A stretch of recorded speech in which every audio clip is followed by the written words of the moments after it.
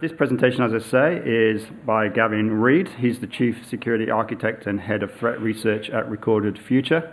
I will pass over to Gavin. Thank you. Thank you. This out of the way. Hey everyone, thanks for coming, especially right after lunch. Good to see a really full crowd. See if my thing will work now. Aha, there we go. So yeah, my name's Gavin Reid. I work at Recorded Future. I lead their threat research group, which is largely made up of sort of two groups. One group does research into nation-state attacks, to threat actors, to criminals, to people, and the other group does more of the cyber indicators, the IOCs, the zeros and ones, and that sort of thing. So I've worked there for a couple of years, and previous to that I worked for 15 years at Cisco Systems, where I created and led their computer security incident response team. So I've done a lot sort of on both sides, on the protector side and of course the research into what we need to do to protect. What Recorded Future does is it pulls together indicators, it pulls together techniques, it pulls together the infrastructure that the hackers are using so we can use that against them, right? The hackers are lazy. They're going to use the same stuff over and over again. They're going to use the same malware, the same exploit pack, the same command and control over and over again if it works. So you want to take those things, you want to summarize them, and you want to pay attention to them and use them. And that's a lot about what my team does. Now, I'm going to go into a little bit of a detail of one particular incident of how we do that today, sort of taking it all the way from how we find the stuff, what we do with it, and then what a CERT team does. But understand, this isn't the only way we do it. We're looking for, open, no distribute servers. We're looking for ways to, pull malware. We're doing all kinds of stuff. Like our tool, for example, looks through GitHubs for references. We can search if someone's put some code up on a Git site that's inappropriate, we can get alerting on that. So we thought, well, if we're looking through all these Git sites and, all not just, in the Western world, but, all over different languages, let's start looking at files that potentially get distributed through GitHub. So we found that there were a bunch of files that were being, stuck up on GitHub, and we were thinking, well, they're probably malware, right? And so we got the files, we recompiled them, and found that mostly they weren't malware at all. But then we started looking into it a little bit more deeper, and we found that if the file was gzipped and base64 encoded, and then put up onto GitHub, 99.9% times it was malware. So, and that sort of malware is the sort of bad guy staging stuff for an attack that he's going to do 2 or 3 weeks down the road. So really, really interesting source of data. So I'm going to talk a little bit about one source of data today, but understand we do all kinds of stuff. This is just one example. First off, we're going to talk about some hackers, and I want you to know, hackers were hurt in the making of this presentation. We do, from time to time, out hackers. We talk about who they are. We share with law enforcement what they've done. If you're interested in one that we did this year, Google Recorded Future and Tessa 88. You can see an example of one. We've done a lot of work with stuff that's sort of pending litigation, the Dark Overlord as well. So no hackers were hurt. This isn't a real hacker. It is, all of the screenshots and everything we're going to show is a real hacker. It's just not this guy, right? It's not Big Zero Dot, I made that up. This isn't someone that we're going to try and prosecute. He's an example. This hacker is interesting in that he has been in the business, so you can see, for about 7 years, right? Long time. Big Zero Dot. And he does actual hacking. So many of the threat actors, the threat actor groups, they don't really do any hacking. All they do is they buy credit cards, or they buy data dumps and they resell them. They have no idea how to hack. They don't really understand anything about computers. This guy's different. So a lot of what I'm going to be showing you today comes from what is sort of loosely known as the deep dark web or the criminal underground. And I'll tell you, I've seen this particular graphic presented upside down by folks who ought to know better, with the concept being that, you know, the clear web is this tiny little peak of the iceberg, and the dark web is this like mysterious big amorphous area. That's complete BS. In fact, what we found is the clear web really, really big, and the dark web's kind of small. So a lot of what we're talking about here today comes from sites that are on the clear web, but you need very specialized permissions in order to get access to it. So you have to have other bad criminals that will take, vouch for you and say you're a good person or a bad person. You have to participate in a certain manner on these forums, or you'll get kicked out. You have to know Russian slang really, really well, or you're going to get kicked out. And we pull information, both from these, what's known as the dark web, the .onion, and Tor protected sites, and some of these clear websites where you need specialized access to get on there. And in some sites, we'll set up a persona. All we have to do is, get a user account on there. We can start pulling information directly from this forum that we can use to sort of spy on what the hackers are doing.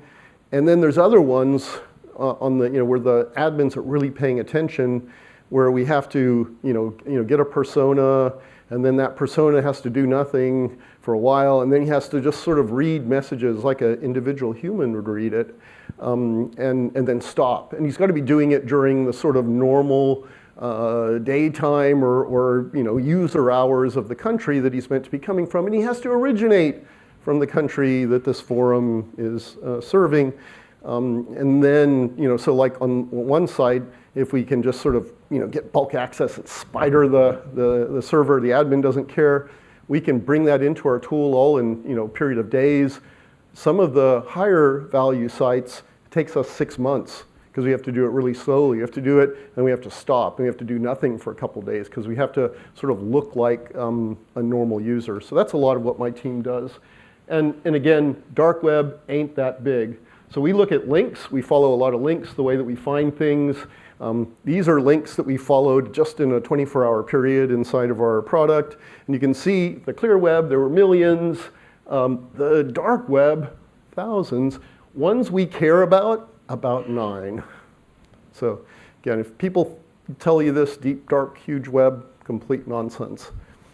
So the hacker that we're looking at today, this big 0 dot, he actually has some form. He's known to both sell and create exploit kits. That's not easy to do. That's pretty hard. There's a lot of people that get exploit kits and sell malware, but he actually has created ones in the past. And you can see with a huge amount of confidence, we know that this guy is what, Stanley McCobe-Face or something, who resides in St. Petersburg. So how does a threat actor get into our focus? So you can see this is a period of from 2013 all the way to the beginning of this year.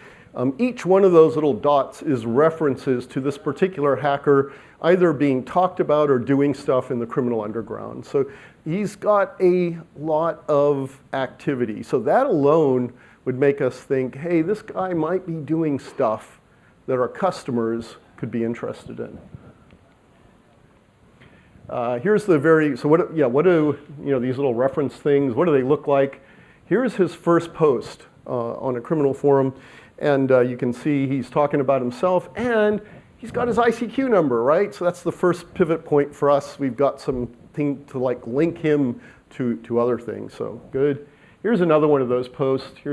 He's advertising a cash out service through betting sites. So what you do there, if you have some money that you've gotten illegally, like you've got credit cards or maybe someone's PayPal account, you can transfer that over to him. He'll invest this in a gambling site, then you can gamble, and if you win, you can take that money and actually deposit it, hopefully a little washed from how you originally got it. So he's advertising this service back in 2015. So this guy, he does, like many of the threat actors, a little bit of everything. Here's another one where he's selling Austrian bank credit cards, right? This one's good because we've got a Telegram account, right? So now we've got, ICQ. Let me see, do we have anything else on this one? Yes, we've got his 2 email accounts. So you may, so we've got ICQ, we've got Telegram, we've got his 2 email accounts. And you may say, well, why don't these hackers just set up a new email every time they advertise something? Wouldn't that be good OPSEC, right? It'd be hard for us to track. And it would be good OPSEC. It would be hard for us to track, but they don't, because what happens is over time, like this guy now has been in the business, for 7 years, and it's all relating back to this Telegram account, to these 2, to the previous 2 emails, to his ICQ number. So he has repeat business that's based directly off of those emails. And as he builds a reputation in the criminal underground, people associate that with him. Now, he could go on a forum and say, hey guys, I've changed my email. I'm Big Zero Dot. I'm no longer this, I'm that. But half the people wouldn't believe them. Half the people would think his account's been taken over. So his reputation, his ability to make money in the criminal underground is intrinsically linked to these accounts. So we see them showing up again and again and again. So in this particular case, where he came into focus is we had a customer who got hit either by him or one of the bits of malware that he was selling. So they reached out to us and said, hey, can you give us more information? We can't detect it, we don't know where it comes from, but we've actually seen and we think that we've linked it to this particular criminal actor. And you can see here, March 25th, he was selling on a bunch of different forums.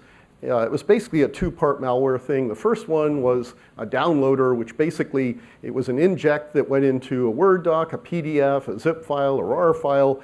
And what that would do is it would reach out and it would download a remote access toolkit. So it was a tool part thing. Here we're showing the first part being sold, and it's pretty cheap, right? 15 bucks, $20. Pretty inexpensive. You can buy the lifetime exploit thing to make it for $1,000. Here's one of the forums that he's posting on. You can see he's telling you 0 detects, 0 out of 33. These are where he's taken it to a no distribute antivirus site, virus site, to test his malware to see if any of the normal virus software can detect it. These no distribute sites are run by the criminal underground, and they test malwares. You can use them for proofs, but they don't send any of the information back to the Symantec's of the world, to the McAfee's of the world. They keep it all in-house. It's almost like a bona fide, here is how you know that what I'm selling you is going to be successful. For this particular $15 exploit, you don't have to click on anything after you open the Word doc. You don't have to click on something or enable anything. You just have to open it. You just have to open the PDF. Here's that same thing for sale on one of the high-level forums, and you can see in this one, I think it's a little bit more expensive. Anyway, and you can see again, it's the same, even though I've blurred it all out, same Telegram account, the same email account that he'd used back in 2012. So the first thing we do, we know we want to try and get this particular bit of malware, check it out. So we contact the hacker. And you can see here, we say, hey bro, interested in your exploits. You want to sell. So we're establishing a rapport with the hacker here. And then we're asking about his detection. Any proofs? They're written in Python. And of course, what does he do? He ignores us and doesn't respond. But we keep bugging him. And then eventually he does. He sends us a proof linking to one of these hacker non-distribute AV sites saying that you can see here 0 out of 20. So 20 different virus scanners hit it. No one found it. So what do we have to do next? Any guesses? I'm looking at a sea of, come on. We got to get some Bitcoin, right? Bitcoin is the currency of the criminal underground. So we obviously use quite a bit of Bitcoin. We do a lot of direct threat actor engagement. But when we use Bitcoin, we don't want it to get traced back to us for obvious reasons, right? I don't want these guys coming to my house and visiting me. So we use, just like the criminals use, we mix it up with the Bitcoin mixer. So if you're not, and in fact we use multiple Bitcoin mixers, but if you're not familiar with what a Bitcoin mixer is it'll take our little $20 transaction and it'll blend it in with like 50 other transactions. So it'll take like $2 from our $20 transaction and mix it with $8 from someone else's and $4 from someone else's, and it sends it from wallet to wallet, and it mixes it, pulls it apart, mixes it and pulls it apart, mixes it and pulls it apart, until eventually it's extremely, you can ask some of your friends in law enforcement that are probably in this room, makes it very hard to trace. People think Bitcoin is anonymous. It is not anonymous. It's like easy, super easy to trace. But if you use, in our case, we'll go to something like Coinbase, which is a place where you can just buy Bitcoin in America, and then we'll send it through a number of these mixers, and until we get to the point where we're actually going to send it to the hacker, and at that point he really can't trace back where it came from. So he can't see, this came from recorded future, this is going to be used against me, this is not some other criminal doing it, this is some of the good guys trying to find me out. He'll never be able to see that. So you can see here, this is us sending it directly to his wallet, right? So he's got his $20 in Bitcoin, which at the time, and of course in each one of these things, you can see the service fee here, right? Every time you do this, they take a cut, right? There's a little slice of money out of all of this. They make pretty decent money out of this. Obviously, we're talking small amounts here, but on some of these dark web markets that are dealing with large amounts of drugs, Bitcoin mixers can make a lot of money. So then we buy it, right? We reach out to him, say, hey guy, what was it now? 0.0039 of a Bitcoin is yours. You've got your money. Please, give us your, your stuff. And I'll tell you now, we do direct actor engagements on behalf of our customers or on behalf of law enforcement pretty often, and often the amounts are more than $20. In which case, what we would do, and we didn't do it here because the amount was so small, but what we do is we get basically an escrow service. And what escrow service is often the admin of the particular dark web site. He'll run escrow, and what he'll do is he's sort of a trusted guy because he creates all the accounts. He's the admin for the server. He will then, we'll send our money to him, and the guy will send his malware or data dump or whatever it is that we're buying to the escrow agent. The escrow agent will look and verify that they're both valid, and then he'll take his cut. Again, good way these people make a lot of money, and then release them to us. But in this particular case, we didn't care. And the reasons why we didn't care, it was $20, and he's been selling this stuff for 7 years. This guy has a long history of selling malware. He's not going to rip us off. He's not going to take a chance. So anyway, we say, bro, it's paid, and we give him the blockchain that shows it going to his address. And then, of course, we get the file. So he sends us a link to download it on a NAND file, and then again, he sends us the results of running this no distribute antivirus site against it, 0 detections. So we got it. Download it, got the malwares. And then what we do is we sort of pull it apart to try and get some of those indicators to see what sort of makes it, why is this not being detected? What can we do to bring it into our product? And the way we do that is through reverse engineering the file. I'm sure a number of the folks in this room are very familiar with reverse engineering. I'm not going to go into a lot of detail other than to say as we pull in samples like this, we do dynamic, we do static, we do network analysis on the files. There's strengths and weaknesses and all. Doing static analysis is really great. We pull strings. There's no risk. I can have anyone on my team do static analysis and not necessarily infect themselves or the organization. And then also in doing static analysis, if the bad guy has put, like let's say it's a nation state piece of malware, and he's put a trigger in there that would let the people using it know when it's been executed. Then he'd see we're executing this in America, not where we think it is, and then he goes ahead and shuts it down. Doing static analysis, you don't take that risk, right? Doing dynamic analysis, sort of what happens, you could think of the way most people experience this isn't through doing it dynamically themselves, but they run it through sandboxes, and of course we do both. And then of course network transport, we look and see what happened over the network during the execution of this malware to see if there's anything we can do from a signature-based, network signature-based, that would help us augment what we're doing, say, from the static and dynamic analysis on the endpoint. Is there anything on the network that we could trigger and we could pattern? So here's us using PE Studio, pulling out some indicators. You can see we're pulling out some hashes, and we're just basically getting some strings. You can see there, outlook.txt. It's a little suspicious. Here's us using X32 debug and doing dynamic analysis. And what this does is it steps through the code piece by piece. So the first one, it just checks if there's an internet connection, right? So if you're just running it, there's no internet connection, nothing happens, it dies. But if it does, then it does DLL loading of some of the C2s. And then once it goes to the C2s, it sends a bunch of information about the particular client that's impacted so that the remote access toolkit knows if there's a vulnerability that it can use to extend its access on it. And then the last bit, here's a little bit of network analysis. We see this thing actually making a post out to one of the C2s. So at this point, we've got a fat hash of the file, right? Or a couple of files. We have a little bit of an understanding of what they load from a DLL and a file perspective internally. And we've got a C2, right? Good. Some info.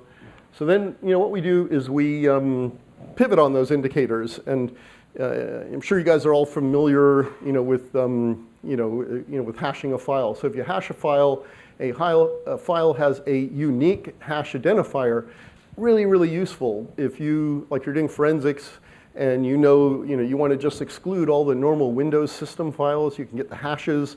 They don't change. They're the same for a particular version of the file, and you can exclude all of that, right? For malware, we can absolutely identify something within 100% forensically sound method that it is that file with the hash, right?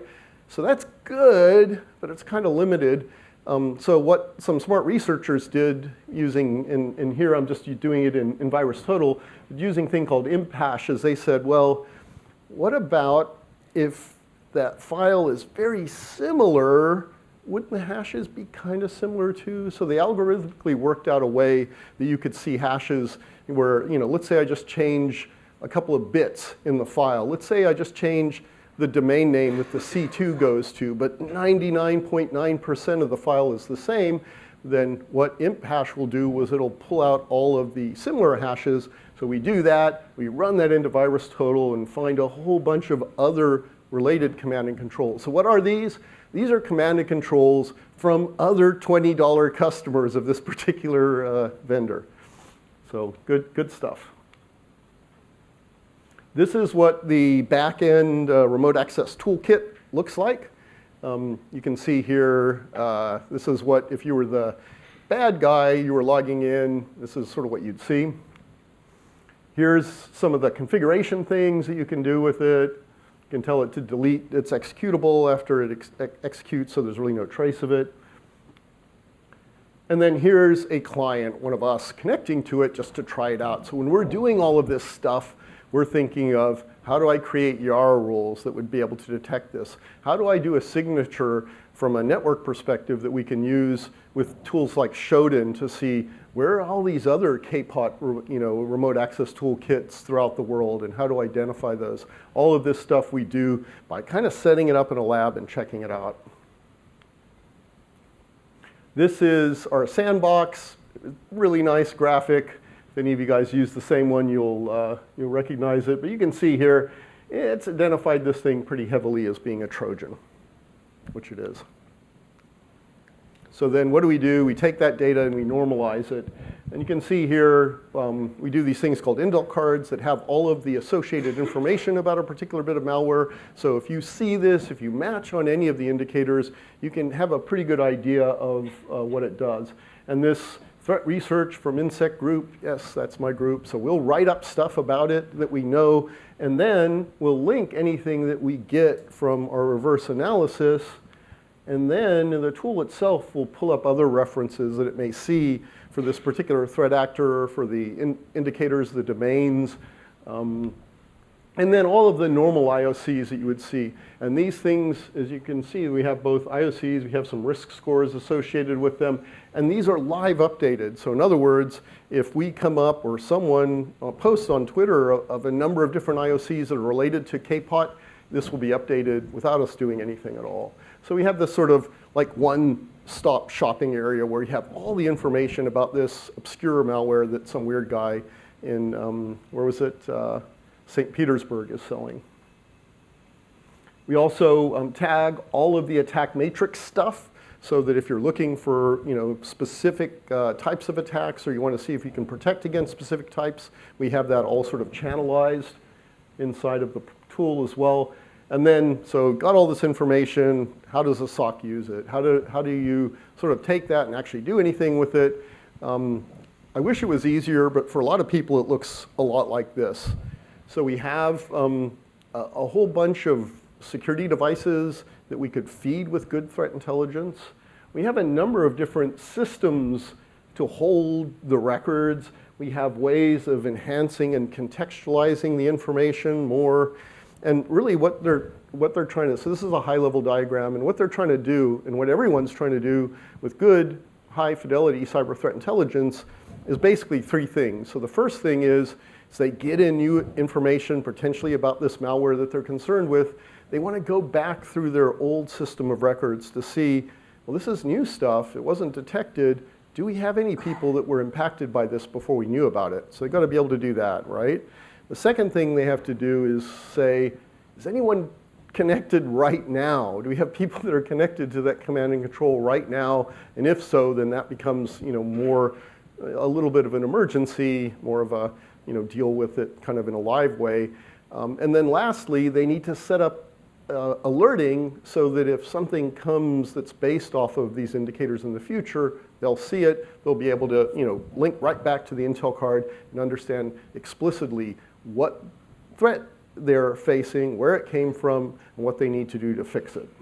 So this is sort of how it's done at a high level. Here's how we did it in my old company. And you can see here we have a bunch of different sources of good threat intelligence.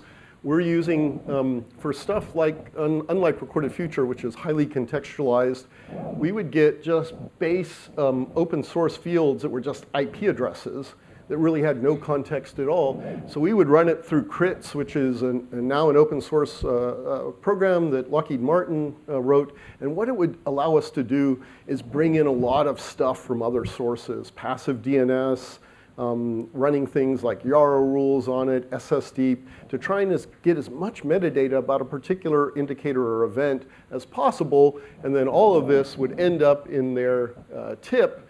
And then the way that they would do that pass comparison, instant comparison, and new event coming up is all in sort of lookup tables and Splunk. So that Splunk, a lot of it from a detection perspective is done through actual plays that the SOC does. So they look up a specific, and I'll give you an example of this before we end. They would look up a specific threat that they're concerned with to see if anyone is impacted by it and then deal with it sort of personally.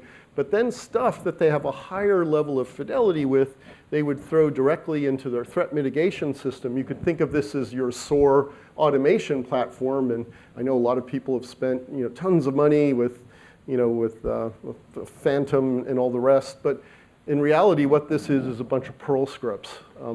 And what that does is if we have like indicators like MD5 hashes that we know are bad, we send them to our endpoint client so that they can detect and block on those. If we have things like domains that we know are bad, we're going to send them to our DNS RPZ zone so they get automatically blocked, and we use that both to protect and also as a detection source. Similarly, if we have a long URL, and we saw some of those in the earlier things, we'll send that directly to our web proxy so that those will both be blocked, and again, we can use it for detection. And then from an IP perspective, if we just have a DNS name, we'll send that to our BGP black hole. All of these things happen at the speed of light, and they happen over and over again throughout the day, all automated, and the only thing that really ends up being user done is the follow-up of, okay, so someone got blocked as they went out on the internet. Why? What have they, is their system infected? Do they need to get fixed? What does one of those blocks look like? Here you go, this is a web proxy on this particular thing, reaching out to one of the command and controls. And you can see here, blocked, and then this cool little thing that we put in here. Researchers have found stuff. And then if you were at Cisco, this is what it would look like, either on your full browser or part of your browser as an ad or another thing. It says, you've been blocked by us, don't panic, and you can report misclassification. And of course, that goes to dev null, right? No one pays any attention to that. So that's pretty much what the blocks look like. If we go back to the plays, anyone that's blocked, we'll then go back and say, did you go somewhere that was blocked? And if so, why? Here's an example. We're looking at, so we've got a list of what we know are bad URLs, bad domains, and we're looking through a web proxy over a 24-hour period and saying, hey, did anyone go there? And if you went there and got blocked, then someone is actually going to look into your system. We're going to do some forensics. We're going to see if perhaps you're a system that's gotten out of compliance or some new thing has happened that we don't have protection against, and we have to get your machine reloaded. So anyway, this is what it looks like. Indicators, source, references, and then we run the command in Splunk, and you can see here we got 99 events. So for this particular set, this guy's very prevalent. Obviously, going back to a huge network like Cisco, there are a lot of people. They have a couple 100,000 machines on it at any time, but this guy was pretty effective, and there was a number of machines that were impacted by the kind of stuff that he did. So these things would all become cases for IT to go and remediate. We know, first off, it's commodity malware, right? Remember how much it cost? 20 bucks. It's not a nation state. It's nothing you need to be that concerned with. That being said, you don't want someone leaking secrets directly out of your corporate network. So all we know, because we have good contextual information about the type of attack, that these particular finds just need to be flattened. We need to flat reload them, and we don't need to worry about it. This isn't indicative of some terrible nation state or APT attack. This is commodity malware that we just need to get rid of. But it's effective because the guy's a good coder. And then leading to your SOC worker here on the Gold Coast. This is, I'm sure, what you all look like, right? Sitting at the beach, dealing with your alerts. And then if you go back, to the security researcher, this is something that we would do. Like, it probably took me longer to tell you this than it honestly takes us to do it. This is something we do on a regular basis, wash, rinse, repeat. So anyway, hopefully some of this was interesting. I think we still have time for questions, do we? 10 minutes, yeah. Any questions? Yes? What are your thoughts on threat intelligence life cycle and aging out of indicators? Have you looked much into that? For example, if a legitimate website becomes compromised and is hosting something, and then they remove it and it's come up in an indicator as something that's then malicious and things start getting blocked and websites break as a result of that. What are your thoughts on aging out those particular indicators? The question was, what are your thoughts on aging out indicators? Have I thought about it? Yeah, unfortunately, I've thought way too much about it. It's one of those things that, some things last for a long time, right? So like an MD5 hash lasts forever. It's good, right? If there's malware, it has an MD5 hash, it ain't changing in 10 years. It's going to be good. Domains are less good. So I think the first time that I got hit by this really heavily was we at Cisco running the web proxies. We would get information from various security other lists, usually pretty high fidelity, and we would block based on that. And I got a phone call, very angry people. We had started blocking ESPN. And ESPN, popular site in America, and we looked at it, and it was basically ESPN was serving up some adware, some malware, right? It was good, but it was a random bit of malvertising. Majority of people weren't seeing it. It caused way more trouble and got us a lot of bad publicity, as we were seen to be this stupid group just blocking ESPN. And so, like, for that particular fix, we ended up doing a little bit of a algorithmic development that said, okay, block if you get something, but if it's got like over 100,000 streams to it over the last half hour, don't block it. Send an alert to one of the CERT guys and let them look at it. So things like domains, obviously, and IP addresses in particular can be very temporal, right? And so, and that's one of the things. I was in a discussion with a customer earlier this week, and they were asking me, well, how do you rate feeds, and how do you know when good, feeds are good and when you're bad? And so we went into a lot more detail on that I'm going to go into it, with you here anyway. We can do it afterwards. But basically things like how much new is there, right? How much net new do they put in on a daily basis is a good thing to watch for. And then secondarily, how much do they expire? So, because some of these things, like if you're saying IP address is bad and it's on a commercial cable modem network, literally, those things change every 4 hours or something. So you could say it's bad for 4 hours. Anything longer than that, you're just wasting everyone's time. So I guess there's layers upon layers upon layers to that question. It's not an easy one. I think I've managed to equivocate right over it. So, any other questions? No one's going to ask, how come you pay the bad guys money? Okay. Yeah. Well, good. Thank you very much.